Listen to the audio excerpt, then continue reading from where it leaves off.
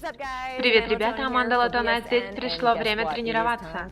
Что у нас сегодня? Сегодня у нас одно из моих любимых занятий – это плеометрика. Я люблю плеометрику, я покажу вам несколько упражнений сегодня. Причина, почему они мне нравятся, это потому, что они тренируют нижнюю часть тела. Обычно я делаю плеометрику на второй тренировочный день. Вот что я говорю всем, если хотите накачать свои ягодичные мышцы, то девушки должны это делать дважды. Мальчики могут сделать это один раз. Девочки, которые постоянно спрашивают меня, как качественно потренировать ноги, поджарить их, должны делать это 2 раза в день, это очень эффективно.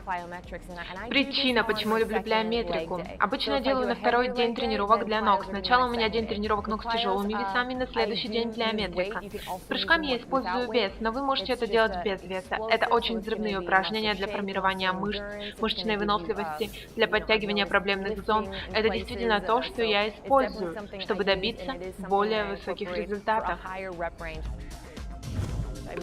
Я делаю 3 подхода, потому что это достаточно сложно. 3 подхода для меня достаточно.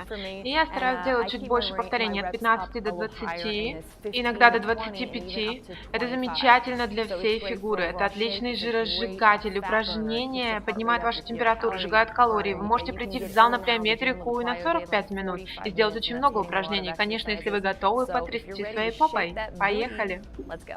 Итак, небольшой комплекс для начинающих. 1 круг плеометрики. Прыжки с выпадами 8 повторений.